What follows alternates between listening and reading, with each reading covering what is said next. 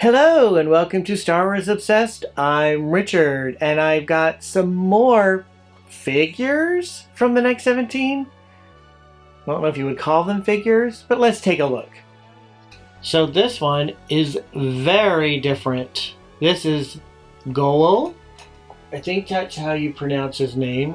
But what do we know about this? Ghoel was a highly intelligent Wool-Capacite male who lived during the Galactic Civil War. Members of his mollusk-like species rarely moved of their own accord, and by 4 ABY, Ghoel was left behind and became an immobile resident of the crime lord Jabba the Hutt's palace on the planet Tatooine. He clung to the walls, rafters, and arches of the Hutt's audience chamber and often gave newcomers the palace exploratory licks with his long, prehensile tongue, although such direct contact allowed Wool-Capacites to communicate with members of other species. All of Jabba's henchmen were ignorant of Ghoel's intelligence. Ghoel was in the audience chamber in 4 ABY when several members of the Rebel Alliance came to the palace to rescue their friend Han Solo.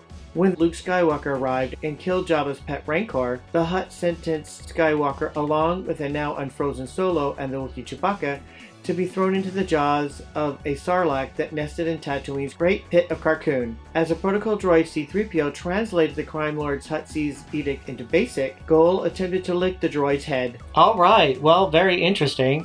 But this is pretty much it.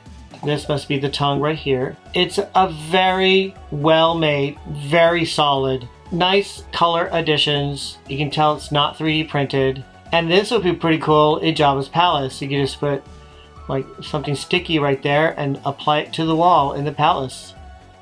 Here's the other one I got. Other ones. Rock warts.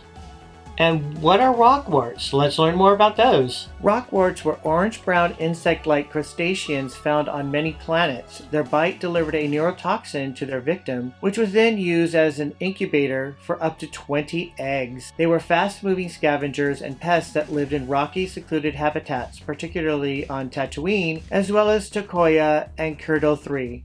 Rock warts were usually solitary creatures and often hid in shadows and attacked when surprised. They were nearly 1 meter long. Among the nasty surprises to greet a weary moisture farmer returning to his hovel after a hot day's work could be a spiny rock wart that had crawled into the welcome shade of the home. Though not ordinarily aggressive towards larger animals, rock warts had a deadly neurotoxin that could kill a man as easily as the small invertebrate and lizard prey upon which the creatures usually fed. The lethal venom administered by a bite to subdue fleeing prey might just as readily be used by a surprised rock wart in its own defense, having been sat on or stepped upon in the dark. Misunderstanding or not, the unfortunate recipient of a wart wound was seldom alive long enough to care about the reason he was bitten. The rock wart in Return of the Jedi may possibly be seen clinging to a wall or light fixture through the arch of the third alcove Leia passes on her way to free Han from the carbonite slab at frame 1805 of the special edition DVD. And, alright, so you give it a little bit closer. This is what it looks like. Very nice detail for this very tiny creature that could be added to, you know, Jabba's palace. So, you just put this in there. So cool. Alright, what was pretty awesome is that included in the little baggie that came with all of this stuff is this card, which is awesome. It's very much like the vintage cards from Topps, the Star Wars cards. And I love that it says, Falterpern letting off steam. That is so brilliant. And it says the next 17, and it's number 1. I love it.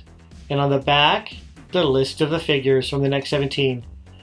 So amazing. Thank you for watching. If you enjoyed this video, give it a thumbs up and click subscribe. You can check out my other videos here and here, and you can follow me at Instagram and Facebook. See you on the next Star Wars Obsessed.